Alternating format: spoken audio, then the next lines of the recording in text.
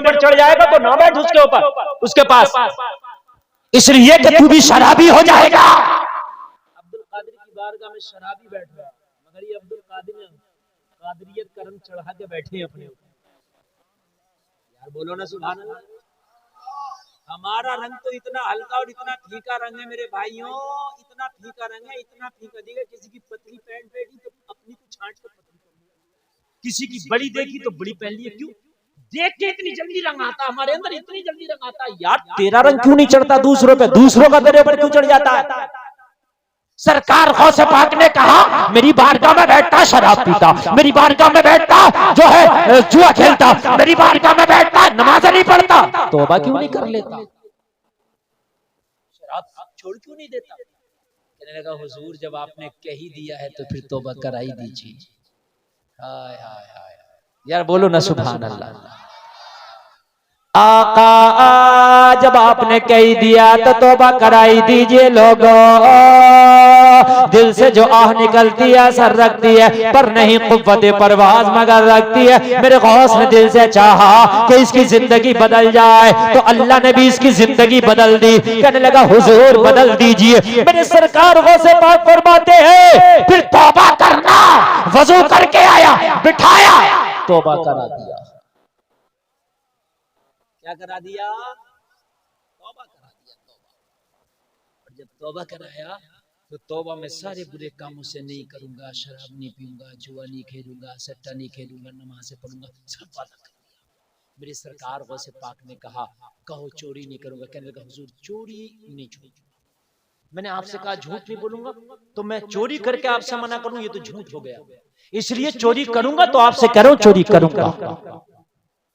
मगर मेरा वारे गौस, मेरे गौस ने फरमाया जब तू इस बारगाह में आ ही गया है तो यहां से तो साफ बन के निकलता है। अरे ये तो वो बारगाह है चोर भी आ जाए तो अब्दाल बन के निकलता है। हुजूर लेकिन चोरी नहीं छोड़ूंगा। होती है आदमी की कोई फेवरेट गुनाह या कोई फेवरेट नेकी या कोई फेवरेट खाने पीने की अशिया, तो इसकी फेवरेट था ये चोरी। ये मैं नहीं छोड़ूंगा।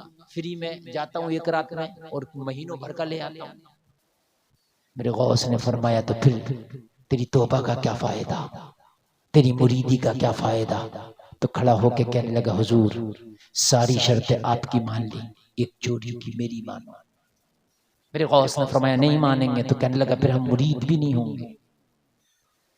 मेरे गौसे पाक की बारगाह से जाने लगा, कहने लगे इधर तो आ। अगर यहां से भी खाली हाथ चला गया जमाना ताना देगा अब्दुल कादिर की चौखट से तौबा ना हासिल कर सका तो फिर कहां हिदायत मिलेगी? यहाँ हिदायत ना मिली तो कहां मिलेगी? मेरे गौस ने फरमाया जा चोरी करना करेगा, हाँ करना, लेकिन मेरी एक शर्त रख, मेरी एक शर्त मान। हुजूर सारी शर्त मानूंगा। बोले जब जब नमाज का टाइम होगा अजान पड़ेगा फिर नमाज पढ़ेगा। क्या पड़ेगा पहले और फिर? जिसके बच्चे ज्यादा शैतान हो, बदतमीज हो, बेअदब हो, अपने बच्चों को अजान सिखाओ। मैं हदीस के हवाले से बोल रहा हूं, जहां अजान होती है वहां से शैतान ही भाग जाता है। बच्चों के पास बैठ बैठ के अजान पढ़ो।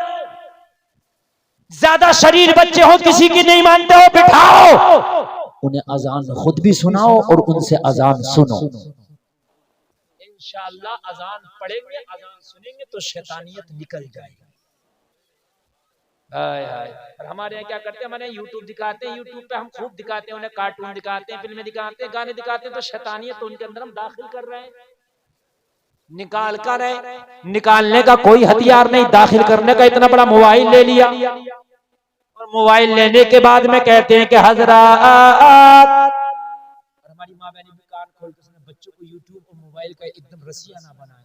बच्चा डायरेक्ट कार्टून देखता, माँ बड़ी खुश होती है, मेरा बच्चा तो बड़ा होशियार हो गया, तो खुद ही निकाल लेता है यूट्यूब पे कार्टून, बड़ी होशियार हो गए।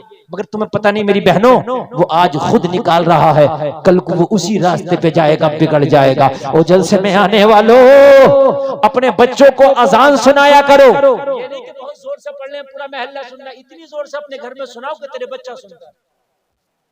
है ना, उन्हें याद कराओ। इंशाअल्लाह अजान पढ़ोगे उनके सामने, अजान सुनोगे उनसे, तो बच्चों की दूर हो जाएगी शैतानी।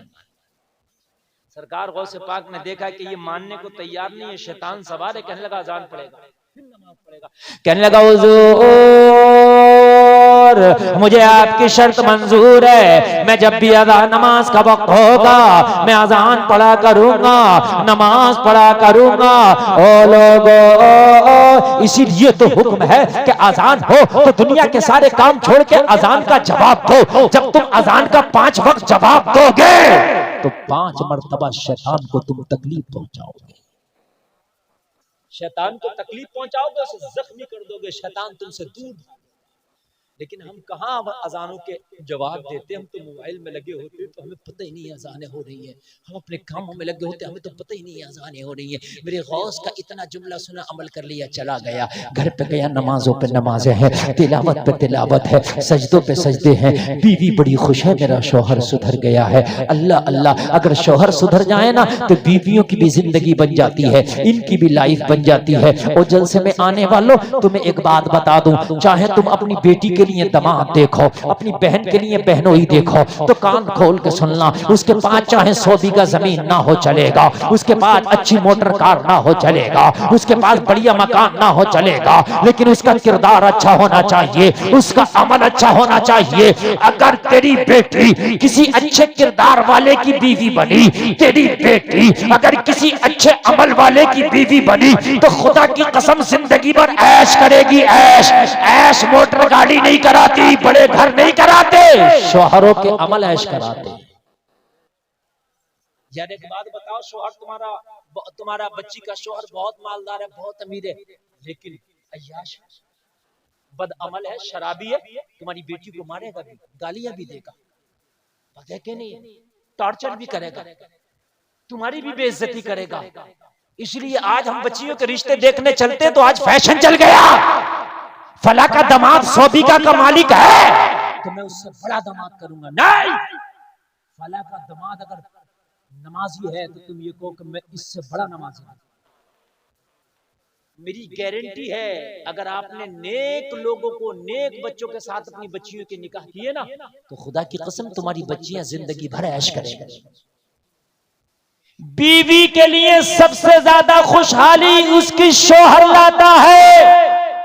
अगर शौहर गरीब भी है ना और अपनी बीवी बच्चों का वफादार है, तो खुदा की कसम उसकी बीवी को कभी आप रोता मत देखना, मत देखना। बीवी का सबसे बड़ा असासा, बीवी का सबसे बड़ा कीमती हथियार उसका शौहर है। अगर शौहर नेक है और अगर खुदा की कसम रक्षा चला के भी शाम को आता ना और इज्जत से अपनी बीवी बच्चों को खिलाता, तो उसकी बीवी अपने घर की मलिका।